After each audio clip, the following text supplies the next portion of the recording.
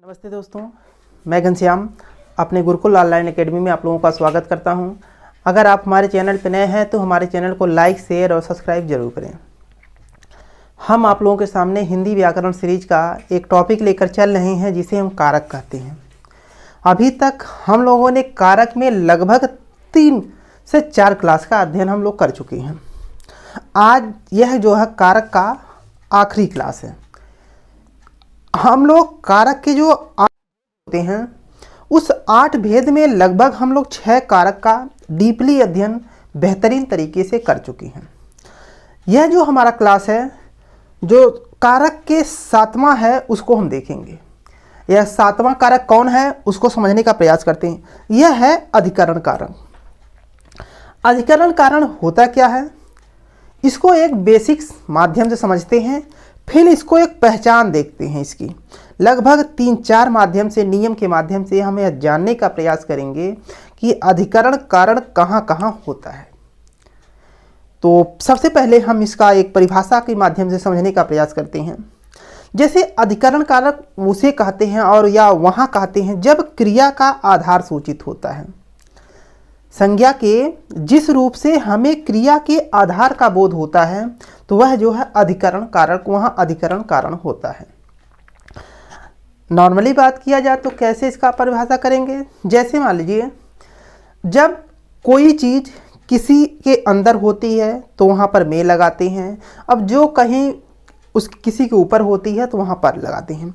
यह जो क्रिया का आधार बोध कराती है। जैसे ये मेरी हथेली है, मैं इस हथेली के ऊपर अपना एक पेन रखता हूँ। अगर यह मैं कहूँ कि यह जो मेरी पेन है ये में लगेगा कि यहाँ पर इसका जो विभक्ति चिन्ह होगा पर लगेगा। अब यहाँ पर लगेगा ना कि में लगेगा। अगर मैं इस पेन को मुट्ठी बांध लूँ, अब अगर पूछा जाए जो विभक्ति चिन्ह है तो क्या लगेगा, तो आप बताएंगे में लगेगा, क्योंकि हमारी मुट्ठी के अंदर है। ये हमारे क्रिया का आधार बोध करवा रहा है, इसीलिए में और पर इसकी जो विभक्ति है इसको हमें सावधानी पूर्वक लगाना चाहिए। तो हम इसकी परिभाषा देख लेते हैं, फिर आगे बात करते हैं। आप लोग नोट करिए, जो 7वां कारक है वह अधिकरण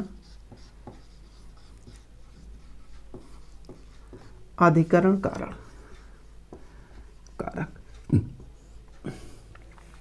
अगर हम परिभाषा की बात करें, परिभाषा, तो इसकी परिभाषा होती क्या है उसको देख लेते हैं। देखिए, संज्ञा के जिस रूप से क्रिया के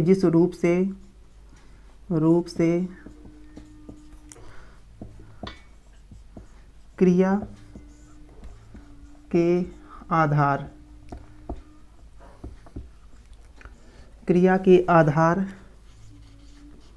का बोध हो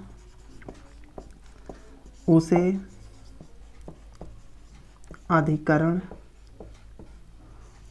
अधिकरण मतलब होता है आधार। आप लोग लिख लीजिए क्या होता है, आधार। उसे अधिकरण कारक कहते हैं। यह हमारा परिभाषा है। यह परिभाषा कहती है कि संज्ञा के जिस रूप से क्रिया के आधार, ठीक है, आधार का बोध हो उसे हम अधिकरण कारक कहते हैं। यह हमारी परिभाषा है। इस परिभाषा में ही यह अधिकरण कारण जो होता है उदाहरण वो इसी में छिपा हुआ है। इसको आप लोग 2-3 बार पढ़िए। अब एक इसका निचोड़ आता है कि आधार मतलब यह हमें क्रिया का यह जानकारी होती है कि वह उसके अंदर है या उसके ऊपर है। आधार का बोध होता है। जब आधार का हमें बोध होने लगता है तो वह अधिकरण कारण का बोध करवाने लगता है। अगर हम इसकी विभक्ति चिन्ह की बात करें कि इसकी विभक्ति चिन्ह होती क्या है, आप लोग उसको भी नोट कर लीजिए। विभक्ति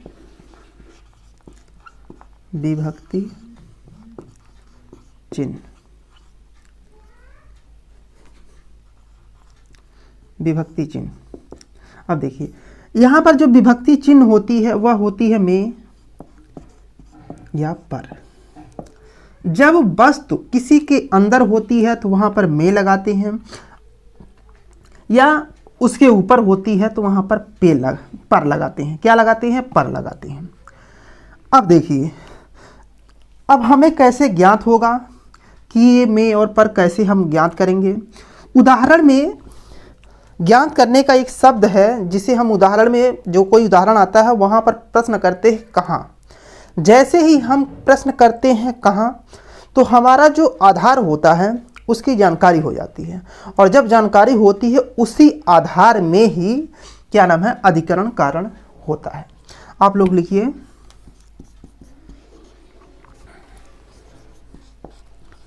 ज्ञात करने के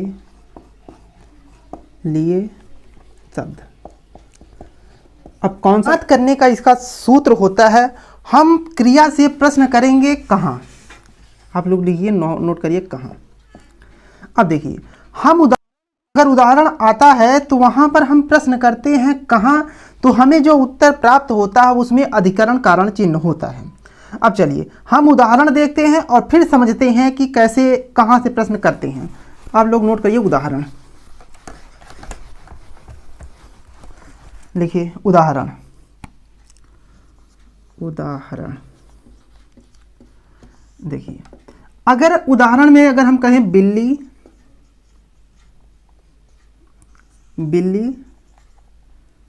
छत पर है। अब देखिए, अगर हम पूछे कहाँ है तो उत्तर आता है, क्या उत्तर आएगा? तो कहाँ। अगर उत्तर आता है छत, तो छत में क्या नाम है, अधिकरण कारण चिन्ह होगा। इस प्रकार से हमारा एक पहला उदाहरण है। अब एक और उदाहरण देखते हैं।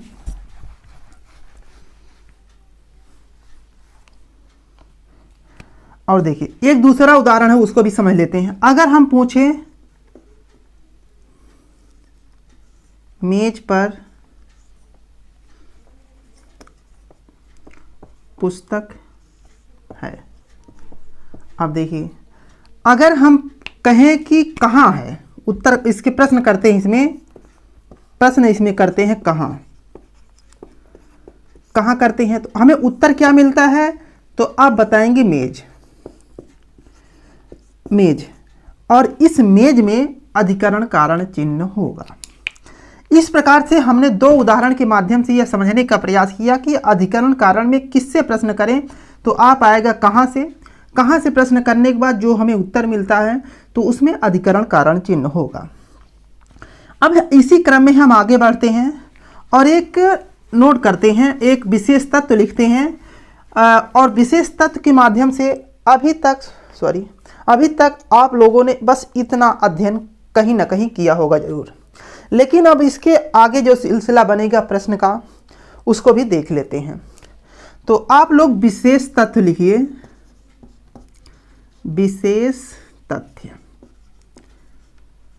अब विशेष तथ्य में लगभग हम 3 तथ्यों का अध्ययन करेंगे और यह जानकारी करेंगे कि अब अधिकरण कारण और कहां पर होगा। तो हमारा विशेष तथ्य में पहला है, इसको पहले समझ लेते हैं। अगर हम बात करें कि अगर हम बात करें कि जब किसी टाइम से कोई कार्य को संपन्न किया जाता है, उस टाइम में कौन सा कारक होगा, हमने पहले आप लोगों को बताया था, तो आप बताएंगे अपादान कारक होगा। लेकिन यहाँ पर यह बताने का प्रयास किया जा रहा है कि जहाँ पर टाइमिंग खत्म होती है, ठीक है, जब टाइम खत्म होती है वहाँ पर क्या नाम है, कौन सा कारक होगा, तो आप बताएंगे अधिकरण कारण होगा। ये विशेष तत्व का पहला जो हेडिंग है उसको नोट करिए। जिस समय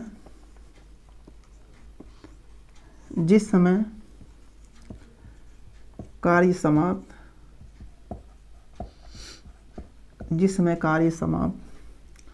हो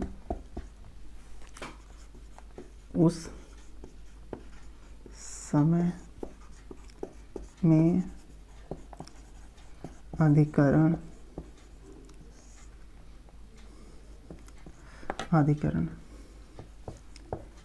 कारक होता है।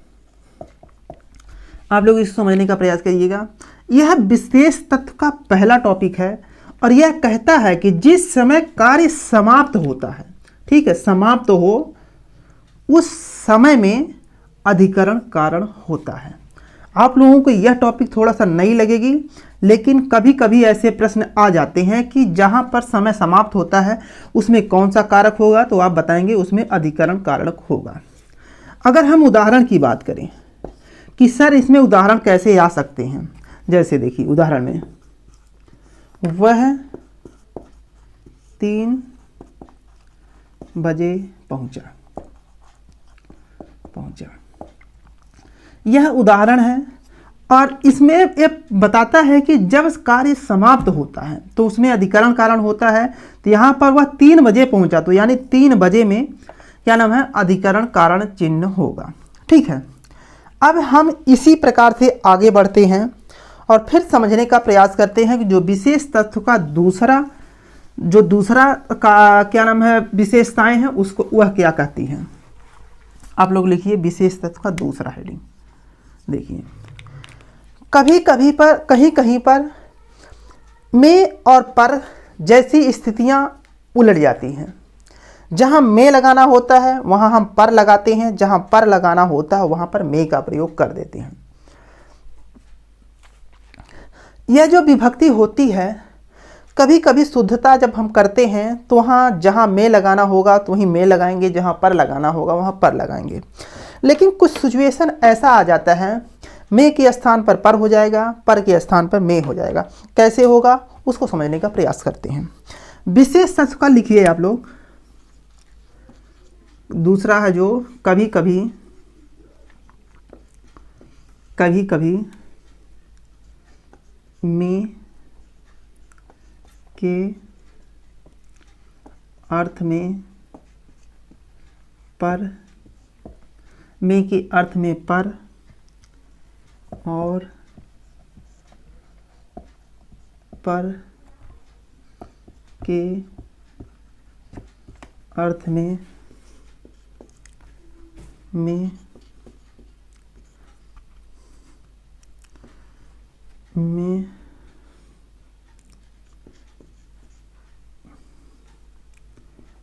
का प्रयोग होता है। आप लोग इसको समझने का प्रयास करिएगा। यह जो कहता है कि कभी कभी जहां में होना चाहिए वहां पर हो जाता है और जहां पर होना चाहिए वहां पर में हो जाता है। कैसे होता है इसको उदाहरण के माध्यम से समझने का प्रयास करते हैं। आप लोग लिखिए उदाहरण। देखिए तुम्हारे घर पर 4 आदमी हैं। यहाँ पर देखिए जो पर आया है ये में के स्थान पर आया है, लेकिन जो शब्द का शुद्धिकरण होता है यह सही है और यह कहता है कि तुम्हारे घर पर, अगर इसको में करिए, तुम्हारे घर में 4 आदमी है। देखिए ये भी सही है, लेकिन में के स्थान पर आ गया, इसीलिए तो घर में क्या नाम है, अधिकरण कारण चिन्ह होगा। तो यहाँ पर कोष्टक में आप लिख लीजिएगा घर में, यानी कि में के स्थान पर का प्रयोग किया जा रहा है। अगर हम दूसरे उदाहरण की बात करें, जैसे कहें दुकान पर कोई नहीं था। अब देखिए यह जो उदाहरण है यहाँ भी में आना चाहिए था, लेकिन इसके तहत यहाँ में ना आकर यहाँ पर आया है, लेकिन यह शब्द शुद्धिकरण में, वाक्य शुद्धिकरण में यह सही जाता है, इसलिए दुकान पर क्या नाम है, अधिकरण कारण चिन्ह होगा। अगर हम तीसरा उदाहरण की बात करें, जैसे अगर हम बात करें जैसे कि जो नाव होती है वो जल के ऊपर तैरती है, तो वहाँ पर जो उदाहरण आता है वहाँ पर का प्रयोग किया जाता है। लेकिन अब जो उदाहरण आएगा तो वहाँ पर आप देखेंगे पर का प्रयोग ना होकर में का प्रयोग किया जाता है।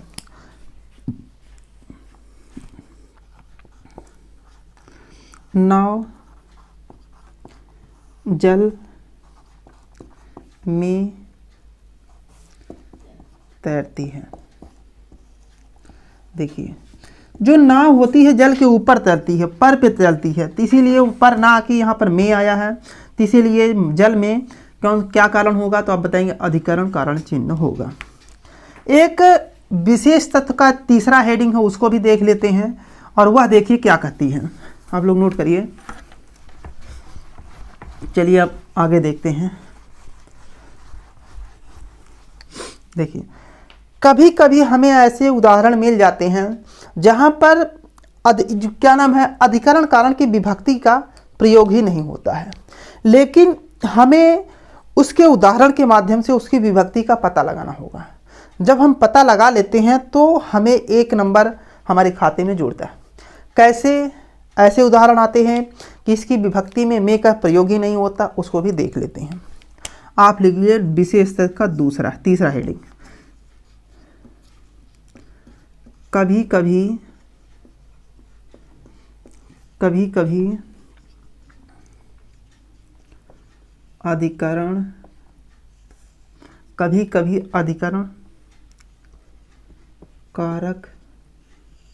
अधिकरण कारक की विभक्ति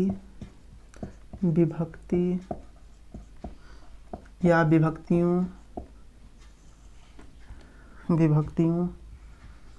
का लोप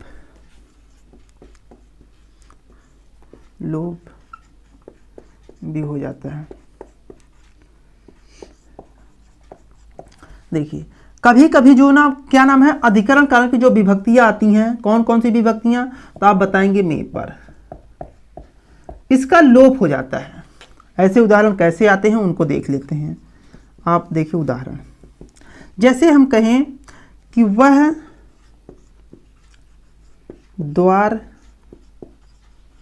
द्वार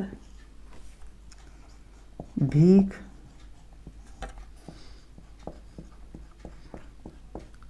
मांगता चलता है।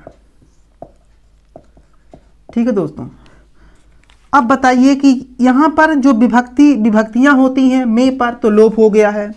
अगर मैं आप लोगों से पूछूं कि इस वाक्य में कहाँ पर अधिकरण कारण चिन्ह होगा, आप बताएंगे कि द्वार। यहाँ पर जो विभक्ति चिन्ह का प्रयोग नहीं हुआ है, लेकिन हमें यह ज्ञात हो रहा है इस वाक्य को पढ़ने से कि वह द्वार पर भीख मांगते चल रहा है, मतलब द्वार में अधिकरण कारण चिन्ह होगा। अब हम दूसरा उदाहरण देखते हैं, फिर से समझने का प्रयास करते हैं। जिस समय वह आया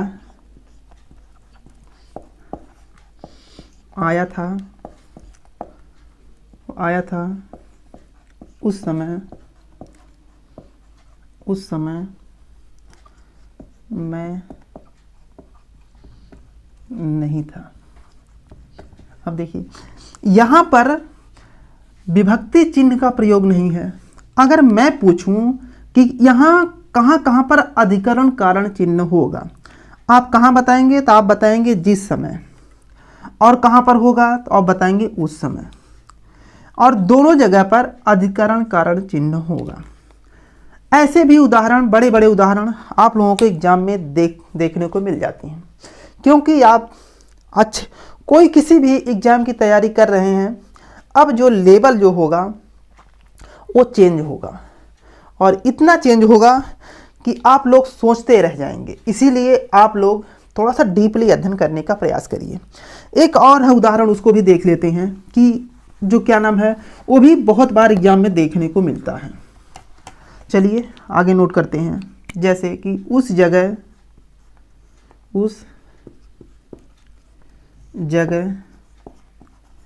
एक सभा होने जा रही है। अब देखिए, यह भी परिभाषा बहुत बार आ जाती है, यह भी उदाहरण कई बार आ जाती है। अब इसको पढ़िए कि आप बताइए कि कहाँ पर अधिकरण कारण चिन्ह होगा। आप बताएंगे कि उस जगह में अधिकरण कारण चिन्ह होगा। कैसे होगा? यहाँ पर विभक्तियाँ जो है लोप हो गई हैं, क्योंकि देखिए उस जगह पर ऐसे भी वाक्य आ सकते हैं, पर को हटा के उस जगह एक सभा होने जा रही है, तो मतलब उस जगह जो है क्या नाम है, अधिकरण कारण का बोध करवा रहा है, इसीलिए इसमें अधिकरण कारण होगा। अब देखते हैं, आगे बढ़ते हैं, एक और उदाहरण के माध्यम से समझने का प्रयास करते हैं। दोस्तों आप लोग इस उदाहरण को समझिए, एक बार बेसिक अगर आप लोग इसका समझ जाते हैं तो शायद कहीं आपको तकलीफ हो। देखिए, लड़के दरवाजे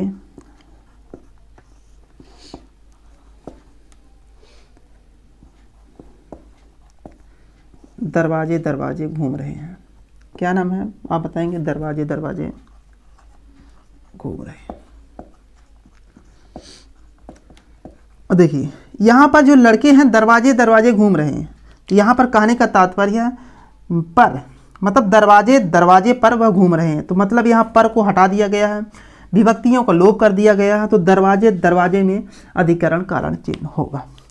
इस प्रकार से हमने जो है कारक चिन्हों का और उसके विभक्तियों का हमने डीपली अध्ययन किया। इस प्रकार से हमने जो कारक होते हैं आठ कारक होते हैं, उन सभी का अध्ययन हम लोग कर चुके हैं। अब एक कारक और बनता है, वह आठवां है, उसको भी देख लेते हैं। आठवां क्या है, तो आप बताएंगे संबोधन कारक। क्या नाम है, आप बताएंगे संबोधन कारक। उसको भी देख लेते हैं कि वह क्या होता है। जब कर्ता किसी को पुकारने के लिए बोध करता है, जब पुकारता है, तो वहां पर संबोधन कारक होता है। उसको आप नोट करिए, संबोधन कारक। चलिए अब परिभाषा भी नोट कर लिए साथ में, फिर इसको समझने का प्रयास करते हैं। जैसे देखिए, जिस शब्द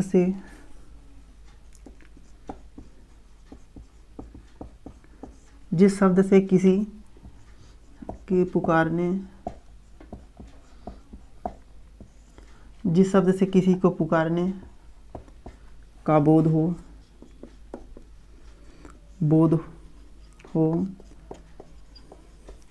उसे संबोधन कारक कहते हैं। ठीक है दोस्तों, इसको समझने का प्रयास करिएगा। यह जो परिभाषा यह कह रही है कि जिस शब्द से किसी को पुकारने का बोध हो, ठीक है, उसे किसी को पुकारने का बोध हो, उसे हम क्या कहते हैं, संबोधक कारक कहते हैं। अगर हम विभक्ति चिन्ह की बात करें, इसका विभक्ति चिन्ह, इसकी अगर हम विभक्ति चिन्ह की बात करें, जो इसका विभक्ति चिन्ह होगा वह होगा हे, उसके बाद अरे, हे, अरे, अरे, यह जो इसका विभक्ति चिन्ह है। यह प्रश्न कहीं भी अगर आता है, ऐसे विभक्ति चिन्हों का प्रयोग होता है, आपको दिखाई देता है, वहां पर सीधे आप लोग संबोधन कारक का प्रयोग कर देते हैं। अब देखिए, अगर हम उदाहरण की बात करें तो आप बताएंगे राम इधर आओ। देखिए, ठीक है, यह जो कह रहा है कि उदाहरण जो है, यह कह रहा है राम इधर आओ, यह किसी को संबोधन करने के लिए किया जा रहा है, किसी को पुकारने के लिए किया जा रहा है, इसीलिए राम में अधिकरण संबोधन कारक चिन्ह होगा। क्या होगा, संबोधन कारक चिन्ह होगा। अगर जैसे हम आगे बात करें, हे राम, हे राम, हे राम, उसके ऊपर कृपा करो या कृपा करना। यह जो संबोधन का प्रयोग कर रहा है, यह कहा जा रहा है कि हे राम, उसके ऊपर कृपा करना, तो मतलब हे राम में संबोधन कारक होगा। इस प्रकार से हमने कारक को डीपली अध्ययन किया। अब इसका एक ट्रिक के माध्यम से हम यह देखने का प्रयास कर लेते हैं कि डायरेक्ट इसको कैसे हम इस कारक चिन्हों का प्रयोग कर सकते हैं। अब तो ये हमारा जो कारक चिन्ह था अब पूरा हुआ। अब एक ट्रिक देखते हैं, उस ट्रिक के माध्यम से यह अपनाने का प्रयास करते हैं और यह जानने का प्रयास करते हैं कि कारक चिन्ह कैसे हम डायरेक्ट निकाल सकते हैं। ये तो कारक चिन्ह का डीपली अध्ययन था, हमने इसका डीपली अध्ययन किया। अब एक ट्रिक के माध्यम से देख लेते हैं। आप लोग लिखिए ट्रिक। अब देखिए पहला देखते हैं। अगर हम बात करें कहीं पर कर्ता है और वह कर्म, कहीं पर कर्ता व कर्म दोनों होते हैं, दोनों होते हैं। देखिए अगर होने पर देखिए अगर कोई वाक्य आता है वहां पर कर्ता भी है और कर्म भी है, यह दोनों अगर दिखाई देता है तो वहां पर आप लोग सीधे कहिएगा वहां पर कर्म कारक होगा। क्या, कौन सा कारक होगा? आप बताएंगे कर्म कारक। ठीक है, जहां पर कर्ता भी हो और कर्म भी हो, ठीक है, और यह दोनों अगर दिखाई दे रहे हैं तो वहां पर जो है कर्म कारक चिन्ह होगा या कर्म कारक होगा। अब देखते हैं आगे। अगर कहीं पर कर्ता हो, कर्म हो और करण हो, तीनों आपको दिखाई देते हैं। ऐसे उदाहरण आते हैं कि जहाँ कर्ता भी हो, कर्म भी हो और करण भी हो, तीनों आते हैं तो वहाँ पर करण कारण चिन्ह होगा। उसको भी नोट करते हैं। कर्ता कर्ता कर्म व करण, कर्ता कर्म व करण होने पर तो आप कौन सा विभक्ति माने, कौन सा कारक मानेंगे? तो आप बताएंगे करण कारक। ठीक है, अगर अब तीसरा देखते हैं। अगर हम कहें कहीं पर अपादान है और कहीं कर्म है, अगर दिखाई देता है तो वहां पर अपादान मानते हैं। देखिए अपादान व कर्म होने पर, कहीं पर कोई वाक्य आता है, अगर वाक्य में अपादान भी है और कर्म भी है, दोनों अगर दिखाई दे रहे हैं तो वहां पर अपादान कारक चिन्ह होगा। अपादान कारक होगा। अब चलिए अब चौथा देख लेते हैं कि अब का, अगर हम बात करें कोई ऐसा कारक चिन्ह आ जाए, कोई ऐसा उदाहरण आ जाए जहां पर सभी कारक आपको दिखाई दे तो वहां पर संबोधन कारक चिन्ह होगा। आप लोग लिखिए, आप लोग नोट करिए। सभी कारक होने पर, अगर सभी कारक चिन्ह आप किसी उदाहरण में दिखाई देता है तो आप क्या बताएंगे? तो वहां पर बताएंगे संबोधन। एक और है, उसको भी देख लेते हैं।